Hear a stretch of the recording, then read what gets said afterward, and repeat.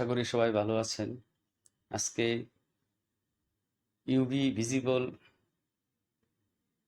বর্ণালীমিতির দুটি গুরুত্বপূর্ণ শব্দ, গুরুত্বপূর্ণ রাশি যেটি নিয়ে আজকে ভিডিও তৈরি করব, আশা করি সবার উপকারে আসবে। সে দুটি গুরুত্বপূর্ণ রাশি হচ্ছে ক্রোমোফোর এবং অক্সোক্রোম।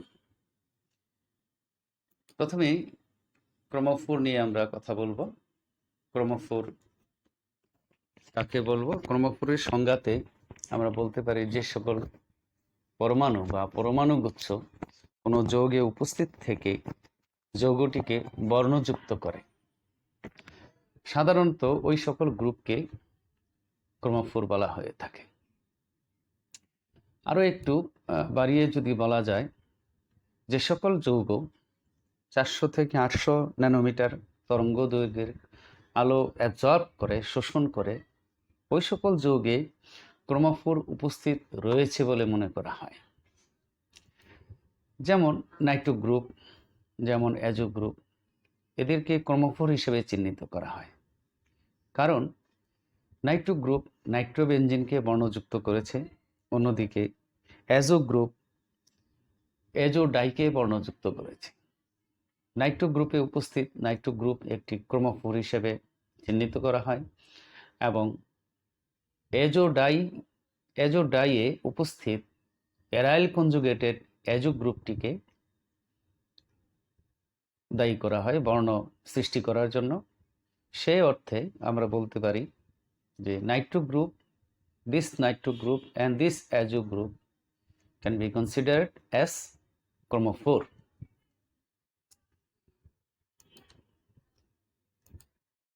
উদাহরণ যদি আমরা নিয়ে আসি, এখানে দেখতে পাবো কয়েকটি যৌগ এখানে আমি উপস্থিত করেছি ক্রোমোফোরটিকে বোঝানোর জন্য। যেমন বেনজিন একটি কালারলেস কম্পাউন্ড, বাট বেনজিনে যদি আমরা একটি নাইট্রো গ্রুপ উপস্থিত করি, তাহলে এই যৌগটি ঈষৎ কালারযুক্ত হয়, অর্থাৎ যৌগটি হালকা হলুদ রং ধারণ করে, পেল ইউলো কালার নাইট্রোবেনজিনিস। অন্যদিকে অ্যাজো ডাই, এটা একটি কালার্ড কম্পাউন্ড, এই যৌগটিতে অ্যাজো গ্রুপ উপস্থিত রয়েছে, যাকে আমরা ক্রোমোফোর হিসেবে চিহ্নিত করি। অন্যদিকে নাইট্রোবেনজিনে নাইট্রো গ্রুপ উপস্থিত রয়েছে। সুতরাং এই নাইট্রোবেনজিনকে এবং অ্যাজো ডাই উপস্থিত অ্যাজো গ্রুপটিকে আমরা ক্রোমোফোর হিসেবে চিহ্নিত করে থাকি। সুতরাং ক্রোমোফোর বলতে ওই সকল যৌগকে সাধারণত বোঝানো হয়ে থাকে যারা যৌগের কালারের জন্য দায়ী। কিন্তু ক্রোমোফোরের আধুনিক সংজ্ঞা অনুযায়ী বলা হয়ে থাকে সকল আনস্যাচুরেটেড গ্রুপ যারা অন্ততপক্ষে একটি পাই বন্ড ধারণ করে এবং যারা ইলেকট্রনিক ট্রানজিশনের জন্য দায়ী, তাদেরকেই ক্রোমোফোর হিসেবে ধরা হয়। এর ফলে যৌগ কালার হতেও পারে বা নাও হতে পারে। কিন্তু এই গ্রুপগুলো যদি যৌগের মধ্যে থাকে যাদের অন্ততপক্ষে একটি পাই বন্ড রয়েছে, পাই ইলেকট্রন রয়েছে, তারাই ক্রোমোফোর হিসেবে ব্যবহৃত হয়ে থাকে। যেমন উদাহরণ হিসাবে আমি এখানে উল্লেখ করেছি carbon carbon double bond, carbon oxygen double bond, Nitro group এবং অ্যাজো গ্রুপ ইত্যাদি। এই যৌগগুলো কখনো কালার্ড হয়, আবার কখনো কালার্ড হয় না। এর পিছনে যে কারণটি উল্লেখ করা হয়ে থাকে, কম্পাউন্ডে যদি ক্রোমোফোর থাকে এবং সেটি যদি ভিজিবল রেঞ্জে আলো অ্যাবজর্ব করে, তাহলে কম্পাউন্ডটি কালার্ড দেখাবে। কিন্তু একটা যৌগের মধ্যে ক্রোমোফোর রয়েছে, অথচ সেটি ভিজুয়াল রেঞ্জে লাইট অ্যাবজর্ব না করে যদি ইউভি রেঞ্জে লাইট অ্যাবজর্ব করে, তাহলে কিন্তু যৌগটি কালার্ড দেখাবে না। সেদিক থেকে আমরা বলতে পারি যে ক্রোমোফোর থাকলেই একটি যৌগ কালার্ড হবে বা কালার্ড হবে না, সেটাও কিন্তু সঠিক বলা যায় না। ক্রোমোফোর কোনো যৌগের কালারের নিশ্চয়তা দেয় না, তবে কালার্ড যৌগে ক্রোমোফোর উপস্থিত থাকে। সেদিক থেকে বিবেচনা করলে আমরা ক্রোমোফোরগুলোকে দুটি শ্রেণীতে বিভক্ত করে নিতে পারি। একটা শ্রেণীতে আমরা ওই সকল ক্রোমোফোরকে পাই যাদের শুধুমাত্র পাই ইলেকট্রন রয়েছে, পাই ইলেকট্রন কন্টেনিং ক্রোমোফোর, যারা pi to pi star transition দিয়ে থাকে, যেমন ইথিলিন, অ্যাসিটিলিন, বেনজিন, ন্যাপথালিন, অ্যান্থ্রাসিন, টেট্রাসিন ইত্যাদি। এই কম্পাউন্ডগুলোর মধ্যে আমরা যদি দেখি যে এই কম্পাউন্ডগুলো যৌগকে কোনো কালার প্রদান করে না, কারণ এই যৌগগুলো তড়িৎচুম্বকীয় বিকিরণের ইউভি রেঞ্জের আলো শোষণ করে থাকে। আমরা জানি যে আমাদের দৃশ্যমান অঞ্চল হচ্ছে 400 থেকে 800 ন্যানোমিটার তরঙ্গ দৈর্ঘ্যের যে রেঞ্জ সেখানে, অথচ ইউভি রেঞ্জ হচ্ছে 200 থেকে 400 ন্যানোমিটার, যা আমাদের দৃষ্টিসীমার বাইরে। সুতরাং এই যৌগগুলোকে আমরা কালার্ড দেখি না, এবং তারা ক্রোমোফোর থাকা সত্ত্বেও, যেমন আমরা আধুনিক ডেফিনেশন অনুযায়ী বলছি যে কার্বন কার্বন ডাবল বন্ড একটি ক্রোমোফোর, ট্রিপল বন্ড একটি ক্রোমোফোর, বেনজিনে কার্বন কার্বন ডাবল বন্ড আছে, ন্যাপথালিনে আছে, এবং অ্যান্থ্রাসিনে রয়েছে কার্বন কার্বন ডাবল বন্ড। কিন্তু এই ক্রোমোফোরগুলো উপস্থিত থাকা সত্ত্বেও এই যৌগগুলো কিন্তু বর্ণহীন, কালারলেস। কেন সে কথা আমরা একটু আগেই বলেছি যে এই যৌগগুলো যে আমাদের যে তড়িৎচুম্বকীয় বিকিরণের যে রেঞ্জ আছে সেই রেঞ্জে 200 থেকে 400 ন্যানোমিটারের যে লাইট আছে সেগুলো অ্যাবজর্ব করে থাকে। এর উপরের লাইটগুলো তারা অ্যাবজর্ব করে না, যে কারণে আমরা তাদেরকে বর্ণহীন দেখে থাকি। এখানে আমরা একটি কালারলেস ক্রোমোফোর একটি যৌগ যেমন ইথিনের যে ট্রানজিশন হয়, সেখানে আমরা জানি যে ইথিনে পাই বন্ড রয়েছে, এবং সেখানে যে ট্রানজিশন হয় পাই ইলেকট্রনগুলো পাই বন্ডিং অরবিটাল থেকে পাই অ্যান্টি বন্ডিং অরবিটালে ট্রানজিশন হয়, এবং এরা কিন্তু ইলেকট্রনিক ট্রানজিশনের জন্য দায়ী, যে কারণে এই গ্রুপটিকে ক্রোমোফোর হিসেবে চিহ্নিত করা হয়ে থাকে। এখানে আমি দেখানোর চেষ্টা করেছি পাই বন্ডিং অরবিটাল এবং পাই অ্যান্টি বন্ডিং অরবিটাল, এবং আমি এখানে দেখানোর চেষ্টা করেছি যে পাই বন্ডিং অরবিটাল থেকে ইলেকট্রন ট্রানজিশন হয়ে পাই অ্যান্টি বন্ডিং অরবিটালে শিফট হচ্ছে এবং ট্রানজিশন হচ্ছে, যে কারণে এই শিফটিংয়ে, এই ট্রানজিশনে যে লাইট অ্যাবজর্ব হয় সেটা হচ্ছে কালারলেস লাইট, এবং আমাদের দৃষ্টিসীমার বাইরে আমরা দেখতে পাই না 200 থেকে 400 ন্যানোমিটারের যে লাইট এখানে এই গ্রুপটি অ্যাবজর্ব করে থাকে, যে কারণে এটি কালারলেস একটি ক্রোমোফোর। আরও এক ধরনের ক্রোমোফোর আমরা পেয়ে যাই, যে ক্রোমোফোরের ক্ষেত্রে আমরা দেখতে পাই যে তাদের পাই ইলেকট্রনের পাশাপাশি নন বন্ডিং ইলেকট্রনও তারা ধারণ করে। অর্থাৎ এই গ্রুপে আমরা দেখতে পাবো যে pi electron and non bonding electron containing chromophores, যারা pi to pi star transition এবং non bonding to pi star electronic transition দিয়ে থাকে। এবং এই গ্রুপের এক্সাম্পল হিসেবে আমরা দিতে পারি carbon oxygen double bond, carbon nitrogen triple bond, nitrogen nitrogen double bond, Nitro group এবং কার্বক্সিলিক অ্যাসিড গ্রুপ। এবং এখানে আমরা দেখব যে যে কার্বন অক্সিজেন যে ডাবল বন্ড রয়েছে সেখানে পাই ইলেকট্রন, পাই বন্ড আছে এবং পাই ইলেকট্রন আছে, এবং অক্সিজেনের যে লন পেয়ার ইলেকট্রন আছে সেই loan pair electron non bonding to pi star electronic transition দিয়ে থাকে। এখানে আমরা একটি ট্রানজিশন দেখাবো যে কার্বন অক্সিজেন ডাবল বন্ড, এখানে নন bonding transition, non bonding to pi star transition হয় এবং পাই টু পাই স্টার ট্রানজিশন হয়। এটা একটি চিত্রের মাধ্যমে দেখানো যায়। আমি এখানে দেখানোর চেষ্টা করেছি যে কার্বন মনোক্সাইডের আণবিক বন্ডিং অরবিটাল এবং anti bonding orbital. Bonding orbital দুটি এখানে দেখানো হয়েছে এবং অ্যান্টি বন্ডিং অরবিটাল দুটি এখানে দেখানো হয়েছে, এবং নন বন্ডিং অরবিটাল, নন বন্ডিং ইলেকট্রনের জন্য যে নন বন্ডিং অরবিটাল সেটা এখানে দেখানো হয়েছে। তো এখানে আমরা দেখতে পাচ্ছি যে পাই বন্ডিং অরবিটাল থেকে ইলেকট্রন যখন পাই স্টার অ্যান্টি বন্ডিং অরবিটালে ট্রানজিশন হয় তখন যে এনার্জি গ্যাপ, সেই এনার্জি গ্যাপটি কিন্তু বেশ লেন্দি, বড় একটি এনার্জি গ্যাপ আছে, এবং সেখানে আমরা দেখতে পাচ্ছি যে এখানে যে ল্যামডা ম্যাক্স তার মান হচ্ছে 190 ন্যানোমিটার। এটা আমরা যদি অ্যাসিটোনের ক্ষেত্রে, যদিও অ্যাসিটোনের মধ্যে আমাদের কার্বন অক্সিজেন ডাবল বন্ড রয়েছে। অন্যদিকে non bonding to pi star এই ট্রানজিশনে এনার্জি গ্যাপ কম compare to the pi to pi star transition. Energy gap এখানে কম থাকার কারণে তার ল্যামডা ম্যাক্সের মানটা বড় হয়েছে, এবং সেটা হচ্ছে 275 ন্যানোমিটার।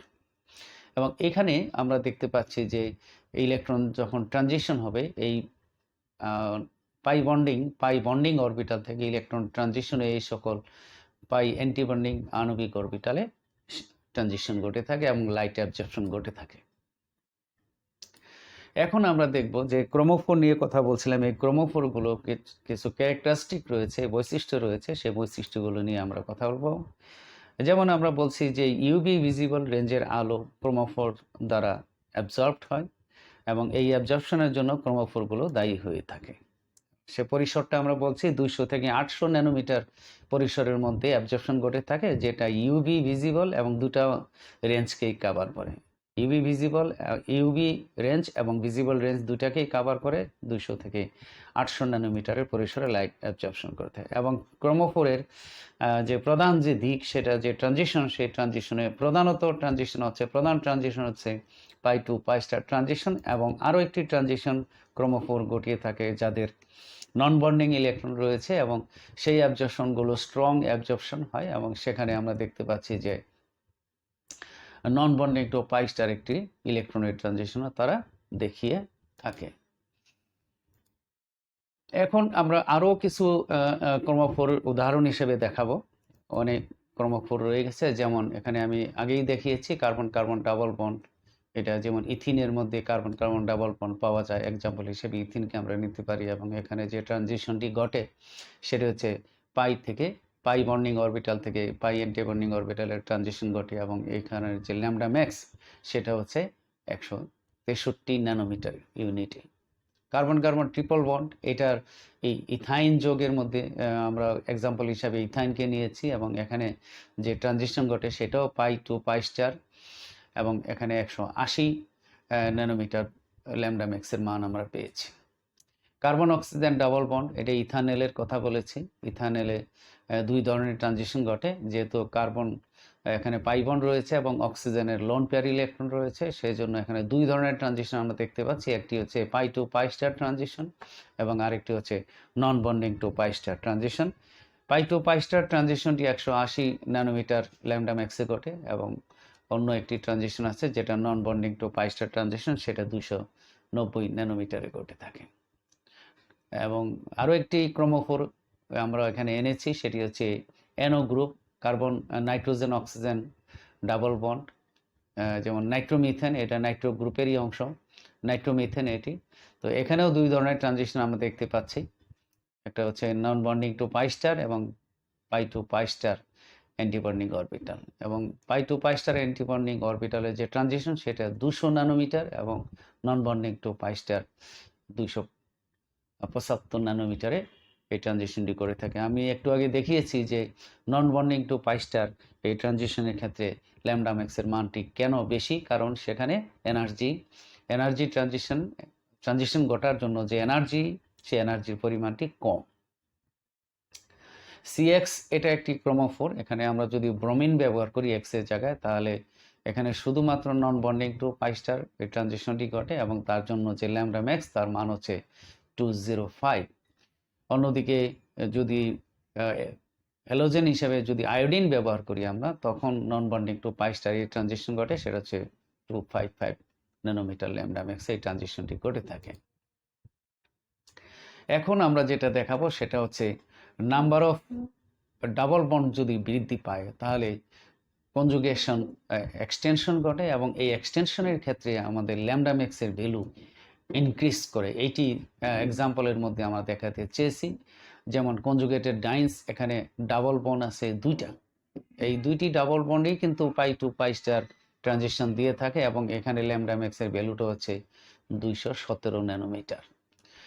যদি ডাবল বন্ডের সংখ্যা আরও বৃদ্ধি করা হয়, অর্থাৎ কনজুগেটেড ট্রাইন্সের ক্ষেত্রে 3টা ডাবল বন্ড যদি উপস্থিত করা হয়, তাহলে কনজুগেশন আরও এক্সটেনশন হয় এবং কনজুগেশন এক্সটেনশনের ফলে সিস্টেমের স্টেবিলিটি বাড়ে। স্টেবিলিটি বাড়লে এনার্জি গ্যাপ কম হয় এবং এনার্জি গ্যাপ কম হলে ল্যামডা ম্যাক্সের মানটি বৃদ্ধি পায়।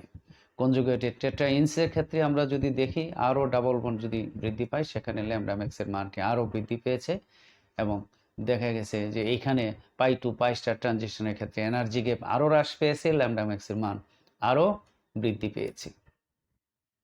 আমরা একটি এনার্জি গ্যাপ কিভাবে হ্রাস পায় সেটি দেখাতে চাচ্ছি। এখানে আমরা দেখানোর চেষ্টা করব ইফেক্ট অফ কনজুগেশন এক্সটেনশন। এখানে আমি দেখিয়েছি কার্বন কার্বন ডাবল বন্ড, তার জন্য যে ল্যামডা ম্যাক্সের মান সেটা হচ্ছে 163 ন্যানোমিটার। কিন্তু যখন কনজুগেশন এক্সটেনশন করেছি তখন কিন্তু এই যে এখানে যে পরিমাণ এনার্জি গ্যাপ রয়েছে সেই এনার্জি গ্যাপটা কিন্তু এখানে কমে এসেছে। এই এনার্জি গ্যাপটি এখানে কমে যাওয়ার কারণে এখানে ট্রানজিশনটা হচ্ছে, এটা যদি আমরা একটা পাই আণবিক অরবিটাল এবং পাই স্টার আণবিক অরবিটাল এবং পাই স্টার আণবিক অরবিটাল যদি চিন্তা ভাবনা করি, তাহলে আমরা দেখতে পাবো যে এই জায়গাটিতে যে পাই আণবিক অরবিটাল থেকে পাই স্টার আণবিক অরবিটাল এই যে ট্রানজিশনটি ঘটছে, এখানে কিন্তু এনার্জি গ্যাপ অনেক কমে গেছে। এনার্জি গ্যাপটি কমে যাওয়ার কারণে ল্যামডা ম্যাক্সের মানটি বেড়ে গিয়েছে। তো যখনই আমরা কনজুগেশন এক্সটেনশন করব তখন ল্যামডা ম্যাক্সের অর্থাৎ শোষণ ম্যাক্সিমার যে তরঙ্গ দৈর্ঘ্য সেটা কিন্তু বেড়ে যাবে। সেটি আমরা এখানে দেখানোর চেষ্টা করেছি। বেনজিনের ক্ষেত্রেও আমরা এই কনজুগেশন এক্সটেনশনের মানটা দেখাতে পারি। বেনজিন নিজেও একটি ক্রোমোফোর, তার মধ্যে যে কার্বন কার্বন ডাবল বন্ড রয়েছে সে নিজেও একটি ক্রোমোফোর হিসেবে কাজ করে। যে বেনজিনের যে কার্বন কার্বন ডাবল রয়েছে সেটি ক্রোমোফোর হিসেবে কাজ করে। তো আমরা কিন্তু বেনজিনের যে কনজুগেশন সিস্টেম সেটাকে কিন্তু এক্সটেনশন করতে পারি। যদি বেনজিন রিংয়ের যে হাইড্রোজেন পরমাণু সেটাকে যদি কোনো একটা অসম্পৃক্ত গ্রুপ দিয়ে আমরা প্রতিস্থাপন করি, প্রতিস্থাপনের ফলে এক্সটেনশন কনজুগেশন সিস্টেমের এক্সটেনশন ঘটে এবং এনার্জি গ্যাপ কমে আসে এবং সেখানে ল্যামডা ম্যাক্সের মান দীর্ঘতর তরঙ্গ দৈর্ঘ্যের দিকে সরে আসে। অর্থাৎ যখন কনজুগেটেড সিস্টেমের এক্সটেনশন ঘটে তখনই ল্যামডা ম্যাক্সের মানটি বৃদ্ধি পায় এবং ল্যামডা ম্যাক্স দীর্ঘতর তরঙ্গ দৈর্ঘ্যের দিকে সরে আসে। এক্সাম্পল আমরা দেখাতে পারি এখানে, যেমন বেনজিনের ল্যামডা ম্যাক্স হচ্ছে 204 ন্যানোমিটার। অন্যদিকে তার সাথে যদি একটি ইথিন গ্রুপ আমরা অ্যাড করি, অর্থাৎ কনজুগেশনটাকে যদি এক্সটেনশন করি, তখন ল্যামডা ম্যাক্সের মানটি বেড়ে গিয়েছে। যেমন এখানে আবার এলডিহাইড যুক্ত করেছি এক্সটেনশন করার জন্য।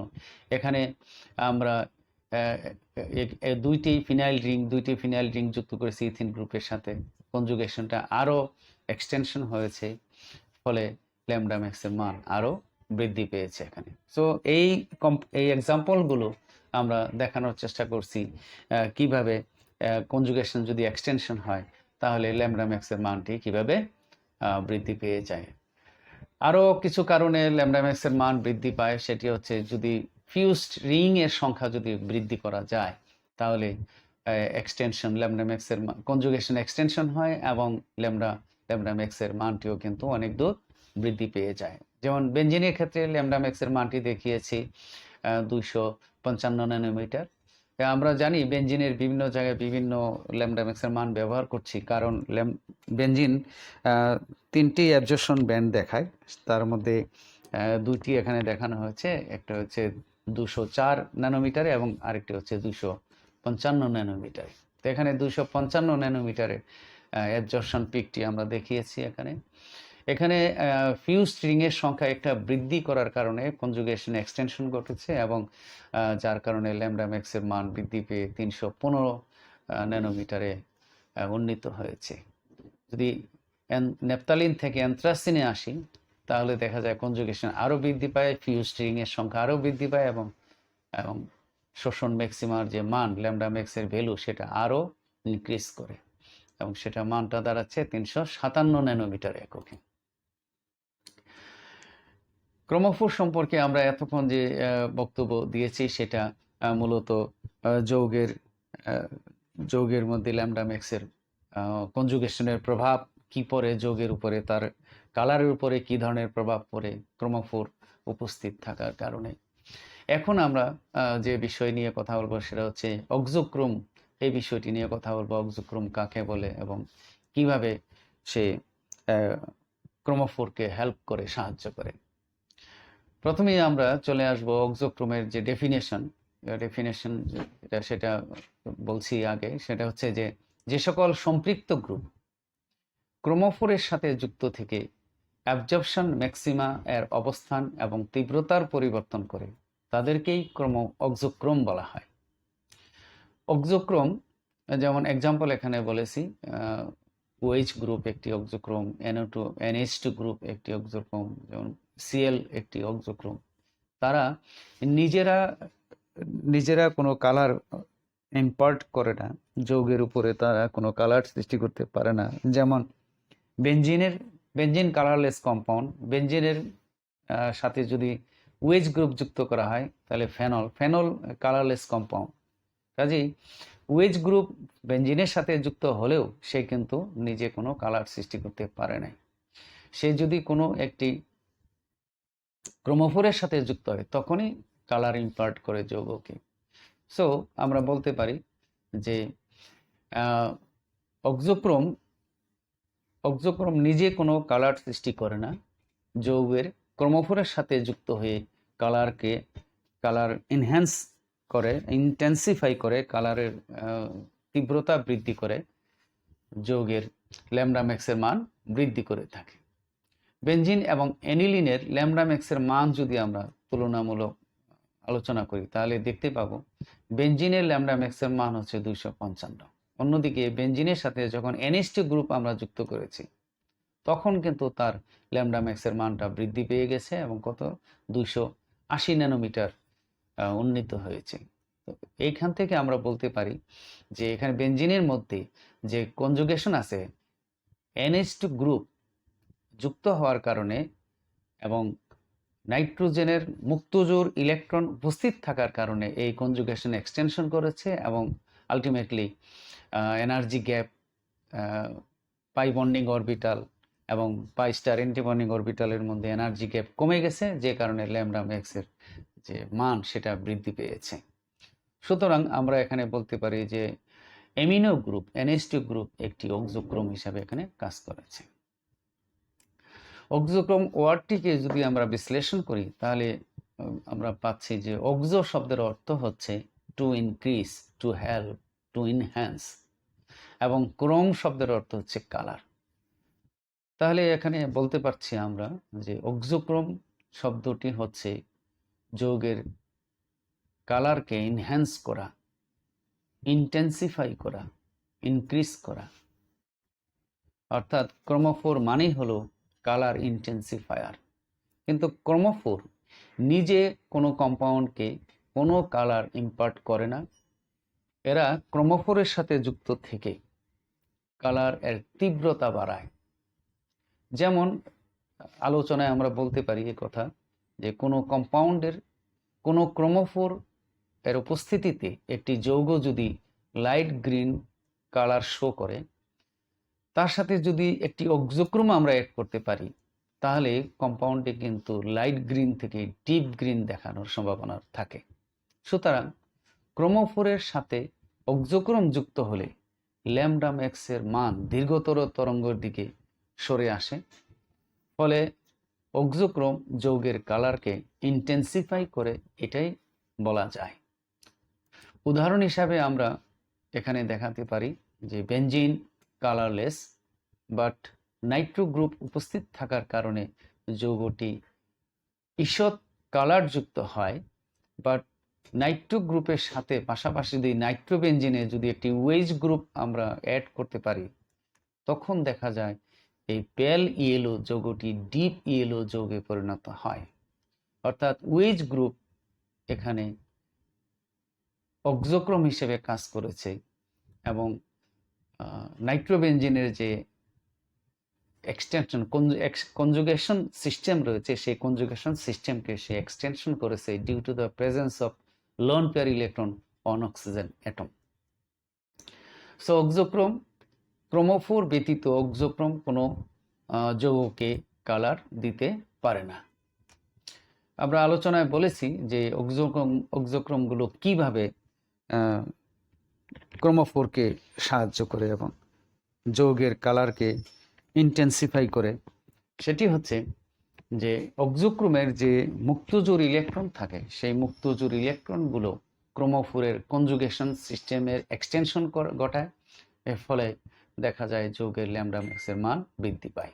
যেমন এখানে আমরা বলতে পারি যে বেনজিনের ল্যামডা ম্যাক্স 204 ন্যানোমিটার, তার সাথে NH2 গ্রুপ যখন যুক্ত হয় তখন ল্যামডা ম্যাক্সের মান ইনক্রিজ করে, সেটা 280-তে উন্নীত হয়।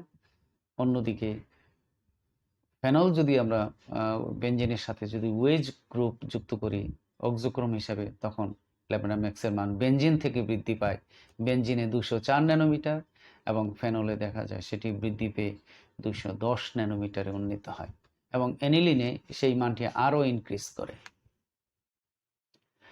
অ্যাজোডাইয়ের দিকে যদি আমরা তাকাই, অ্যাজোডাই যৌগটি হচ্ছে অরেঞ্জ রেড একটি কম্পাউন্ড, যে স্ট্রাকচারটি আমি দিয়েছি অ্যাজোডাইয়ের সেটি অরেঞ্জ রেড কালার, এবং সেখানে ক্রোমোজোম আমাদের অক্সোক্রোম রয়েছে, ক্রোমোফোর রয়েছে, ক্রোমোফোর এখানে অ্যাজো গ্রুপটি আমাদের ক্রোমোফোর হিসেবে উপস্থিত রয়েছে। বেনজিনের যে রিং আছে সেই রিংয়ের ভিতরে যে ডাবল বন্ড রয়েছে সেটি কনজুগেশন, সেটি ক্রোমোফোর হিসেবে উপস্থিত রয়েছে। পাশাপাশি ওয়েজ গ্রুপ উপস্থিত রয়েছে বিটা নেপথলের অংশে। এই বিটা নেপথল অংশে উপস্থিত ওয়েজ গ্রুপ এটি এখানে অক্সোক্রোম হিসেবে কাজ করেছে, এবং অক্সোক্রোম হিসেবে উপস্থিত থেকে সে যৌগের কালারকে ডিপ কালারে পরিণত করেছে, এবং ল্যামডা ম্যাক্সের মানটিও অনেক আমাদের ভিজিবল রেঞ্জের এখানে নিয়ে গেছে। অরেঞ্জ রেড যেটা আমাদের দৃষ্টিসীমার মধ্যে আসছে সেটা হচ্ছে 482 ন্যানোমিটার। আমরা জানি 400 থেকে 800 ন্যানোমিটারের মধ্যে যে লাইট সেটা আমাদের দৃষ্টিসীমার মধ্যে পড়ে। Due to the presence of this wedge group on the beta position of naphthalene in azodai, so it goes to the visible range. Lambda max এখানে ইনক্রিজ করেছে, ইমপ্রুভ করেছে, এবং সেটি দীর্ঘতর তরঙ্গ দৈর্ঘ্যের দিকে সরে গিয়েছে, এবং সেই ভ্যালুটি হচ্ছে 482 ন্যানোমিটার অঞ্চলে। ফলে এটি একটি কালার্ড কম্পাউন্ড আমাদের দৃষ্টিসীমার মধ্যে এসেছে। সুতরাং আমরা বলতে পারি ক্রোমোফোর যৌগকে কালার প্রদান করে, এবং অক্সোক্রোম যৌগের সেই কালারকে ইন্টেন্সিফাই করে। যখন যৌগের কালার এর তীব্রতা বৃদ্ধি পায় তখন যৌগের ইউভি ভিজিবল বর্ণালী ব্যান্ডের উচ্চতা বৃদ্ধি পায়। উচ্চতা বৃদ্ধি পেলে এই ধরনের একটি শিফট আমরা লক্ষ্য করি অ্যাবজর্পশন ব্যান্ডের। এই যে তীব্রতা বৃদ্ধি পায় অর্থাৎ অ্যাবজর্পশন ব্যান্ডের উচ্চতা বৃদ্ধি পায়, এটি নিম্নতর অ্যাপসিলন ভ্যালু থেকে উচ্চতর অ্যাপসিলন ভ্যালুর দিকে শিফট হয়। এইটাকে আমরা বলতেছি হাইপারক্রমিক শিফট। এখানে আমরা দেখতে পাচ্ছি এখান থেকে উপরের দিকে যদি এই ব্যান্ডের উচ্চতা যদি বৃদ্ধি পায় অর্থাৎ তীব্রতা যদি বৃদ্ধি পায়, হ্যাঁ, তাহলে এই ধরনের তীব্রতা বৃদ্ধির ফলাফলকে বলা হয়ে থাকে হাইপারক্রমিক শিফট। যখন যৌগের কালারের তীব্রতা হ্রাস পায় তখন যৌগের ইউভি ভিজিবল বর্ণালী ব্যান্ডের উচ্চতা হ্রাস পায়। অ্যাবজর্পশন ব্যান্ডের এই ধরনের শিফটকে হাইপোক্রমিক শিফট বলা হয়ে থাকে।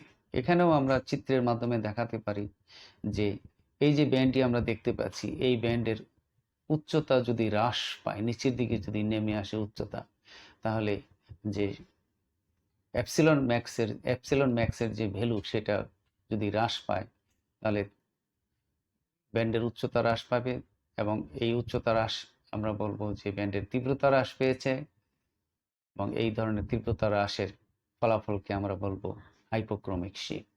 এখানে এইখান থেকে এই বিন্দু পর্যন্ত নিচের দিকে নেমে আসাকে আমরা হাইপোক্রমিক শিফট হিসেবে উল্লেখ করব।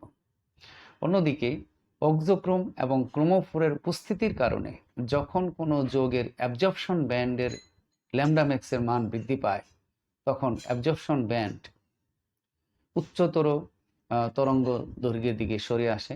এই ধরনের শিফটকে বলা হয়ে থাকে ব্যথক্রমিক শিফট।